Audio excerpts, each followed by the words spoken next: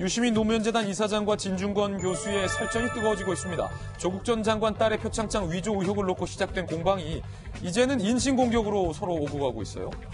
진중권 교수의 가장 큰 매력은 논리적 그 추론 능력이나 정확한 표현력이에요. 네. 진 교수 스스로가 자기 자신의 논리적 사고력이나 이런 것들이 10년 전과 비교해서 어느 정도 지금 감퇴했는지에 대한 자가 진단을 진 교수가 좀 해봤으면 좋겠어요. 네. 자, 이에 대해서 진 교수는 SNS에 자신의 논리적 사고력은 그동안 살아온 경험까지 못해서 10년 전보다 낫다라고 응수하며 유시민 이사장이 과거 한 강연에서 60대가 되면 뇌가 썩는다. 60대는 일을 하면 안 된다라고 한 발언을 겨냥한 듯 이분 60 넘으셨죠라는 말을 남기기도 했습니다. 또한 유시민 이사장은 검찰의 불법 사찰 의혹을 제기했는데 노무현 재단의 주거래은행 계좌를 검찰이 들여다봤다는 사실을 확인했어요. 제 개인 계좌도 다 들여다봤을 걸로 지금 짐작해요.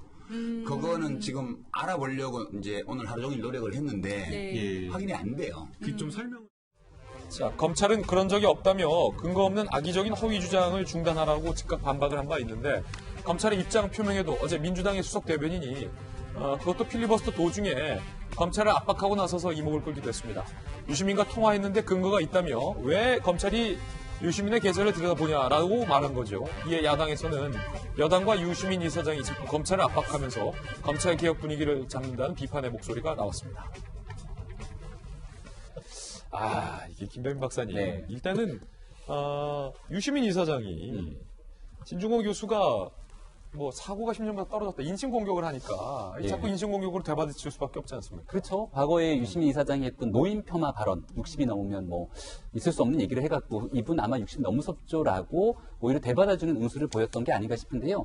과거 노유진이라고 하는 3명의 사람들이 있었습니다. 노회찬, 유시민, 진중권. 특히 정식 카페를 운영하기도 하고 여러 가지 좋은 입담들을 바탕으로 이야기를 펼쳐나갔기 때문에 특히 진보 진영에서는 열렬한 환호를 받았거든요.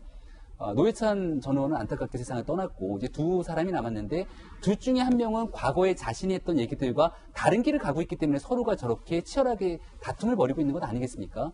공교롭게 동양대라고 하는 두 개의 공통점을 가지고 있는데 유시민 이사장은 최성해 총장에게 전화를 걸어갔고 내가 뭐 시나리오 하나 보여줄게 등에 대한 얘기를 했다라고 전해지고 있는 상황이고 진중권 교수는 동양대학교에 몸을 담고 있었기 때문에 그 사건에 대한 저관의 상황들을 잘 알고 있었다라고 얘기를 하고 있는 상황인데요. 최종적으로 검찰이 수사해서 정경심 교수를 기소했던 내용들을 보니까 표창장이 위조됐구나라고 우리 국민들은 모두가 충분히 볼 수 있었고 그것이 아니라면 위조되지 않은 표창장 진본을 보여줘야 되는데 그 진본은 여전히 정경심 교수 측은 보여주지 못하고 있습니다. 이런 상황 속에서 유시민 이사장이 가장 뼈아픈 건 바깥으로부터의 공격이 아니라 과거에 함께 있었던 사람으로부터의 비판이 아닐까 싶은데요. 아마 유시민 이사장을 좋아했던 많은 사람들이 진중권 교수의 비판처럼 등을 돌리고 있는 사람들도 많다는 생각이 들고요. 언제까지 저러한 현란한 말을 바탕으로 이 이야기에 대한 본질을 비껴갈 수 있을 건지 잘 모르겠습니다. 어느 정도 시점이 되게 되면 유시민 이사장도 이 사건에 대한 진실에 대해서 조금 더 분명하고 구체적인 얘기를 쏟아내야 되지 않을까라는 생각이 듭니다. 그런가 하면 유시민 이사장이 주장한 게 검찰이 개인 계좌를 들여다보고 있다. 사찰 의혹을 제기했는데 어제 홍익표 대변인이 필리버스터에서 그런 내용이 있어요. 내가 유시민 이사장과 통화했는데 근거가 있다. 검찰은 왜 계좌를 들여다보느냐. 혹시 홍익표 의원이랑도 좀 잘 아시니까 그게 어떤 근거인지 들으셨습니까? 저는 유시민 이사장하고 통화를 안 해봐서 그렇죠. 내용을 잘 모릅니다. 두 분 통화 안 되시죠 요즘에? 오버하지 마시라고 몇 번 하셔가지고. 근데 이제 홍익표 의원이 이제 당 대변인으로서 어제 그 말을 한 게 아니라 필리버스터 중에 개인으로 개인적 의사를 얘기를 하신 건데 그 나름대로 유시민 이사장이 내 계좌를, 그러니까 노무현재단의 계좌를 들여다봤다라고 하는 근거를 충분히 갖췄다. 이거는 일정하게 팩트일 수 있겠습니다. 그러니까 유시민 이사장도 확인하는 것 같습니다. 누군가가 들여다봤다. 근데 그걸 검찰이라고 적시를 한 것은 적절한지는 잘 모르겠습니다. 그러니까 검찰도 어제 하루 종일 입장 내고 막 공방을 주고받았는데 전국 어디에서도 이렇게 얘기를 합니다. 검찰은 그런 적 없어요. 처음에 그러다가 그 다음에는 전국 검찰 조직 어디에서도 들여다본 적 없다.